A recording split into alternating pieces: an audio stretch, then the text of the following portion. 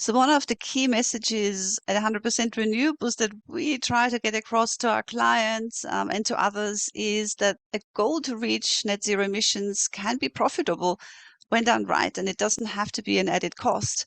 And in your climate active public facing documentation, you say, done correctly, being carbon neutral can be a profit center, not a cost center. This aligns perfectly with how we believe businesses can benefit in this whole transition. Can you tell us a bit more about how your leadership on climate benefits your business's bottom line? It's an interesting thing.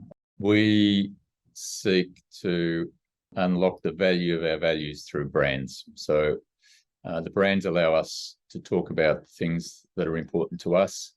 I learned a long time ago that we do the best business with people who share our values, and I've got another whole rich seam of stories on that front. But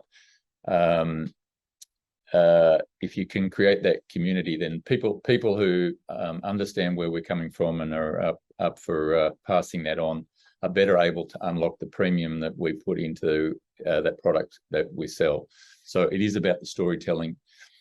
I think it would be difficult if you were a fishing company just providing a commodity to turn that value into a profit, and that's not a problem we've had. So we're focusing on a premium product, a brand with a lot of storytelling buried in that brand, and brands kind of embody a whole bunch of values.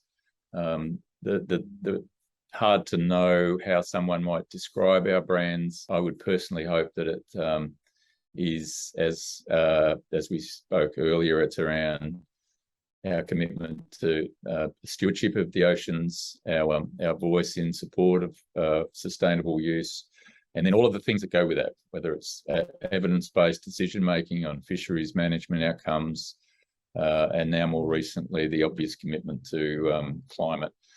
They are bundled up, and people do ask me, well, how do you attribute that part of the brand that is your climate action versus that part of the brand that is your the fact that you're MSC certified? And there's many issues in our business, in the industry.